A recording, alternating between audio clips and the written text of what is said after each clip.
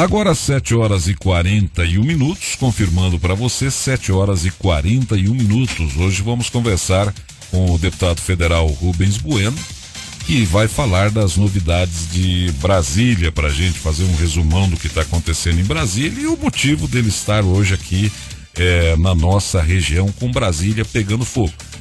Deputado, bom dia. Bom dia, Eli. Deputado, a reforma política, ela já está sacramentada para o ano que vem? Ou tem mais alguma coisa ainda para ser feita ou já está tudo definido? Não, não está definido. O que foi aprovado nesta semana, foi aprovado na comissão especial, uma das 3 existentes, portanto tem mais 2 ainda a preparar os seus relatórios, nós teremos a votação em plenário. E até plenário tudo pode modificar, como tudo pode ser recusado. E essa é uma etapa ainda a ser discutida, mas o relatório já tem uma parte do relatório pronto, que foi aprovada nessa semana, e a semana que vem já vamos começar a apreciar em plenário. Bom, se não está aprovado ainda, né, se não está valendo ainda, por que está havendo tanta polêmica assim, a favor e contra? Porque são etapas do processo legislativo que precisam ser cumpridas, não é? E esta é uma delas. A comissão especial criada ofereceu um relatório, o relatório foi aprovado, com pequena margem, é verdade, 17 votos a 15, mas são propostas que precisam alterar a Constituição. E no plenário precisa de 3/5 de votos. Dos 513, são 308 votos favoráveis para aprovar e mudar a Constituição. Então nós temos muito ainda pela frente e, além disso, tem essa questão do quórum qualificado que poderá revogar essa decisão da comissão especial. O Distritão, então, não está definitivamente aprovado? Não, não está. E esse é o problema. Se a margem foi tão pequena na comissão especial, o Distritão poderá não ser aprovado. Tudo leva a crer que não será aprovado em plenário. O senhor poderia explicar para a gente como ficaria se o Distritão for aprovado em plenário? Como é que vai ser a eleição do ano que vem? A eleição do ano que vem seriam os deputados estaduais 54 no Paraná, seriam eleitos os mais votados. Os 30 deputados federais do Paraná seriam eleitos os mais votados. Acabaria aquela coisa de legenda? Acabaria o voto proporcional. A Constituição fala que na eleição de vereador, deputado estadual e deputado federal, o voto é proporcional. E aí você tem um aproveitamento de todos os votos. O Distritão, primeiro, ele destrói partidos. Se hoje a sociedade reclama que na Câmara Federal tem mais de 20 partidos representados, com o Distritão nós teremos 513, porque cada um será um partido. Então veja como você pode ter algum tipo de proposta que possa unir a partir de uma vertente de pensamento de um partido, alguém que não tem mais nenhuma satisfação a dar porque ele foi eleito majoritariamente. Então, tanto para vereador isso? Sim, porque essa lei valeria para as eleições municipais? Também.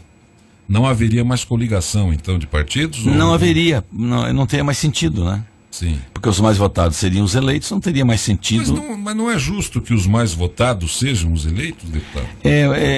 Parece fácil, né? É fácil de explicar, fácil de entender, mas não é bem assim. Porque, por exemplo, você elege os 30 mais votados. O resto dos votos não vale nada. Eles são jogados pela janela. No voto proporcional, todo voto é considerado.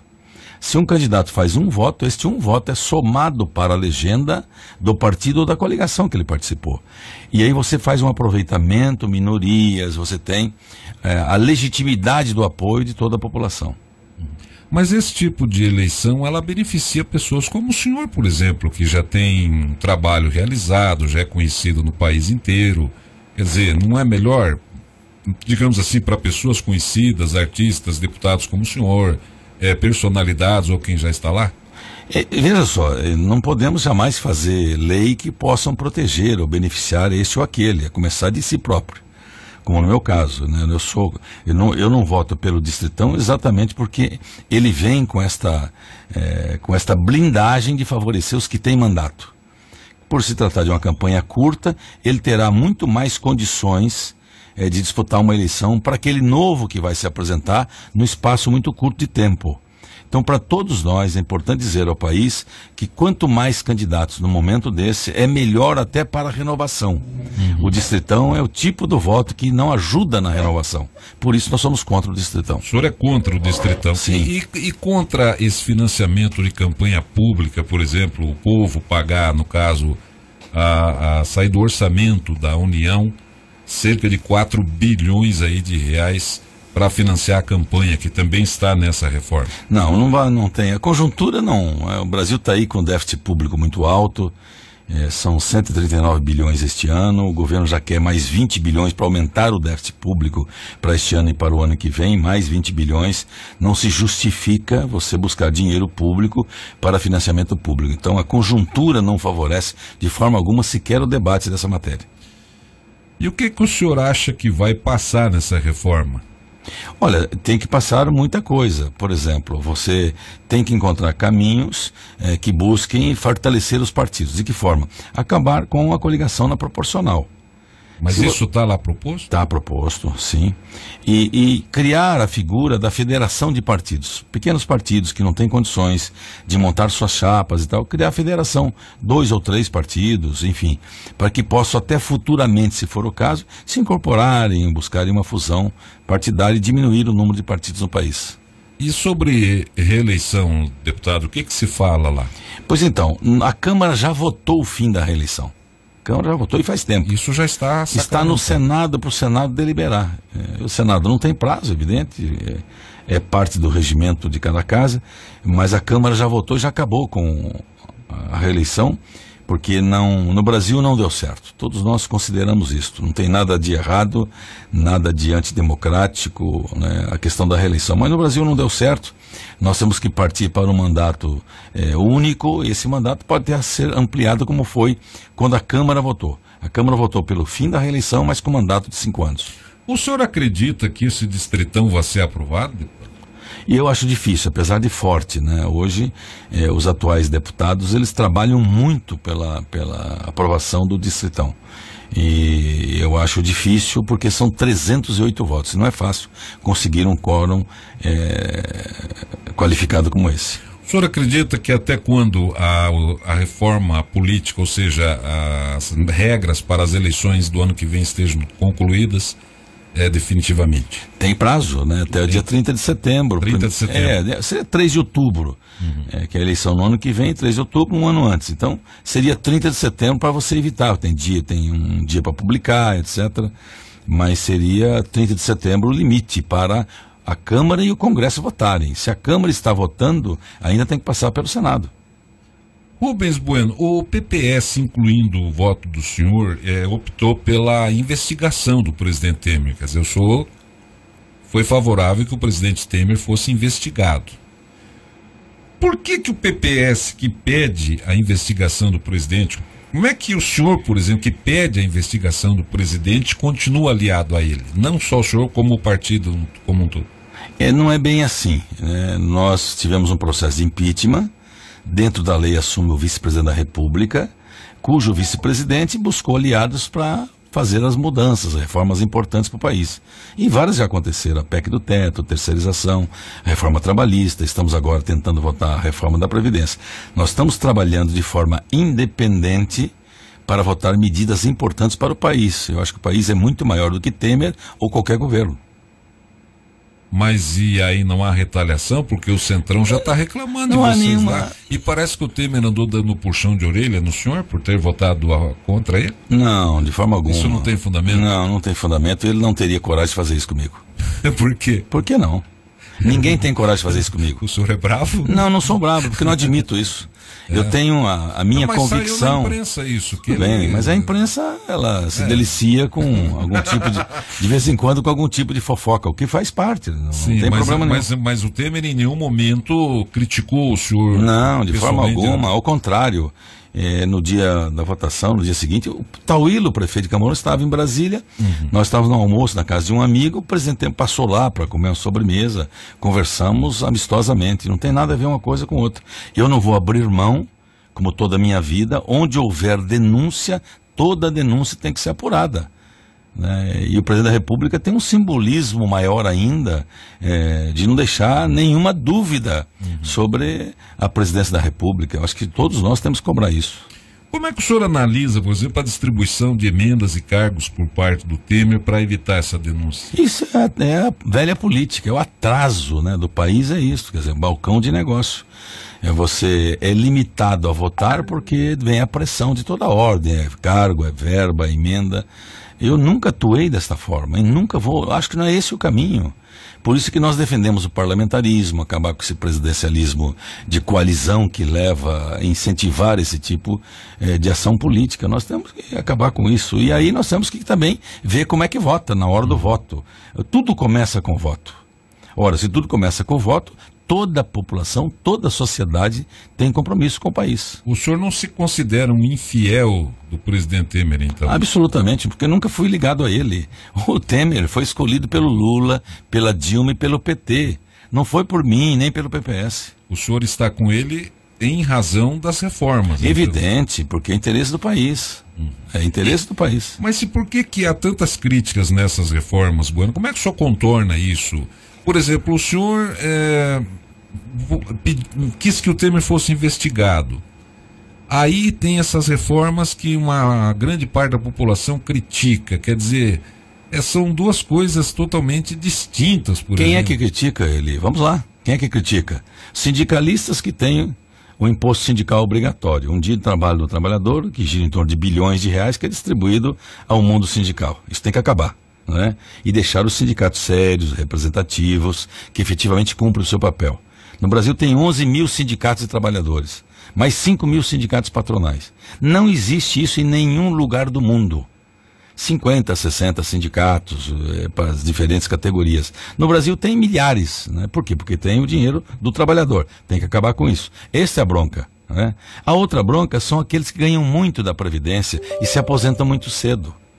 30, 40, 50, 60, 80 mil reais por mês. E se aposentam com 50, 52, 53 anos de idade. É isso que tem que acabar. Isso tem que acabar. Esta injustiça, previdência pública ali, é para os que ganham menos, não é para os que ganham mais. Essa reforma não afeta as pessoas que ganham de forma alguma, mas de forma alguma. Até porque na reforma vai se limitar ao teto do INSS, sim, que é R$ 5.531 o teto. Esse será o teto da Previdência Pública. Quem quiser ganhar mais que isso, vai para a Previdência Privada. Vai ganhar 5, vai ganhar 10, 15, 20, 30 mil reais, mas não a Previdência Pública. Então quem está ganhando hoje de aposentadoria 20 mil não ganhará com a reforma mais de 5, é isso? Não, aqueles que forem aposentados depois de aprovado. Evidente. Por exemplo, um promotor, por exemplo. Todos. Deputado, senador, todos. Quanto ganha um promotor hoje? Não tenho ideia. Mas passa de 20 mil o salário. Passa de 20 mil, mas tudo bem. É claro, mas o que eu quero dizer é o seguinte, não é este. Não sei, um exemplo, uma hipótese, né? Todos. O promotor, o juiz, o deputado, vai mais ganhar o senador, todo, é isso aí. O limite da Previdência Pública será de R$ 5.531. Seja juiz, seja deputado, quem for. A partir daí, você vai para a Previdência Privada. Tem o FUNPRESP, que é do servidor público, tem os fundos de previdência, tem Banco do Brasil se aposenta pelo Previ. Caixa Econômica se aposenta pelo FUNCEF, que tem seus fundos próprios. E é isto que dá dinâmica para a economia, para investimentos na economia. É outro momento, é outro patamar. Previdência Pública, repito, é para quem ganha menos, não é para quem ganha mais. Deputado, está aqui agora estampado no G1, né, que é o site da Globo, que o Planalto informa que vai contemplar os partidos do Centrão com cargos nos segundo e terceiro escalões para aprovar as reformas. Pois é, mas é isso aí. Quer dizer, agora o governo é presa desse tipo de chantagem política. E é o mesmo Centrão que estava no governo do Lula, que estava no governo da Dilma, que está no governo do Temer, que estava no governo lá de trás do Fernando Henrique, é o mesmo. Sempre tirando proveito para si, para as suas atividades, e é isso que dá o mensalão, o petrolão, dá essa esculhambação da política brasileira. Mas e o Temer? Ele está atendendo, né? Então...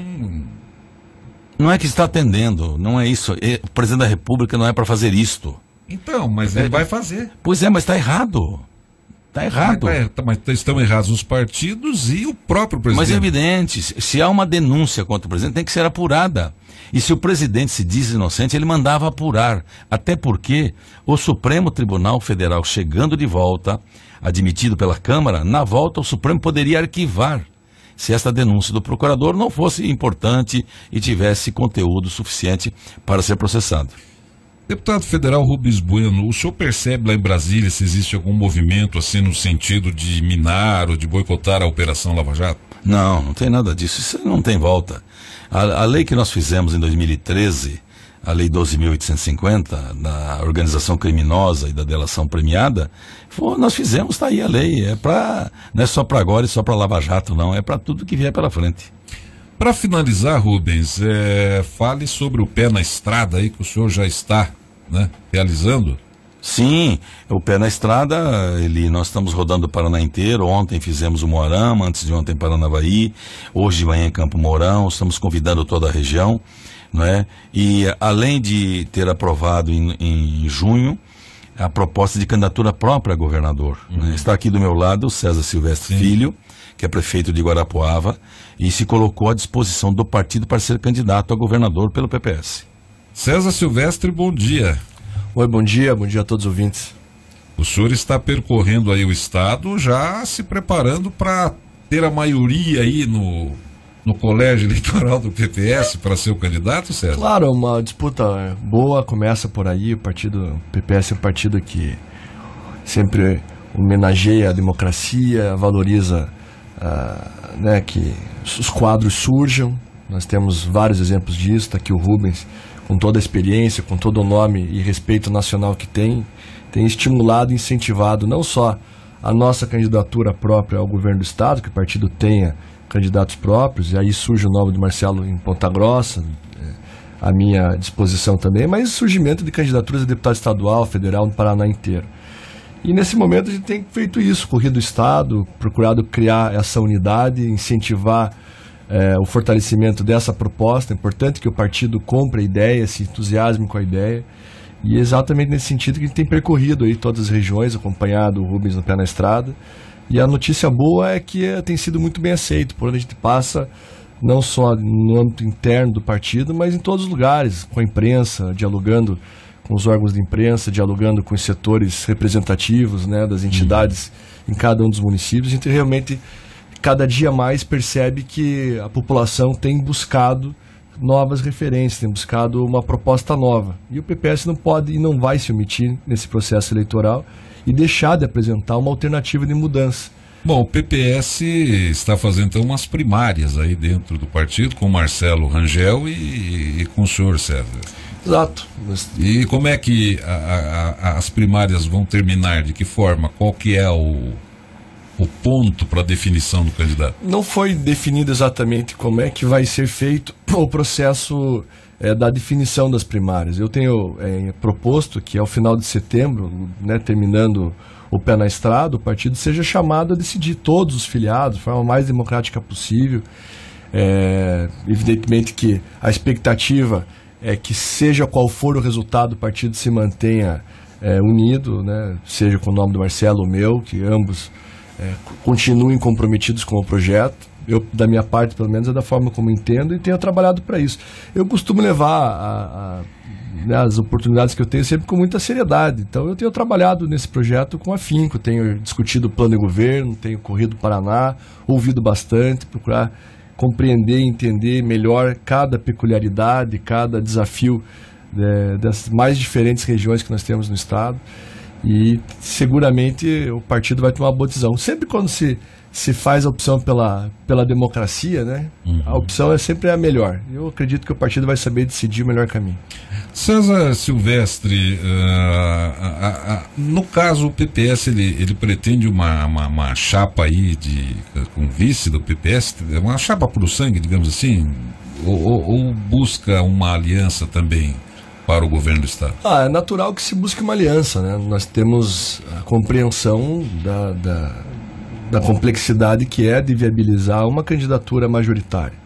Poder imaginar que o PPS sozinho vá conseguir se viabilizar. É importante que a gente busque outros partidos, que a gente busque uma aliança que nos dê condição de competir, pelo menos com o mínimo de viabilidade. E o importante é que nós não temos também nenhuma pretensão, nenhuma obrigação de sair com maior tempo de televisão, entregando já de bandeja e comprometendo toda a nossa liberdade de propor, nossa liberdade de defender aquilo que a gente acredita. Acho que esse é um grande diferencial.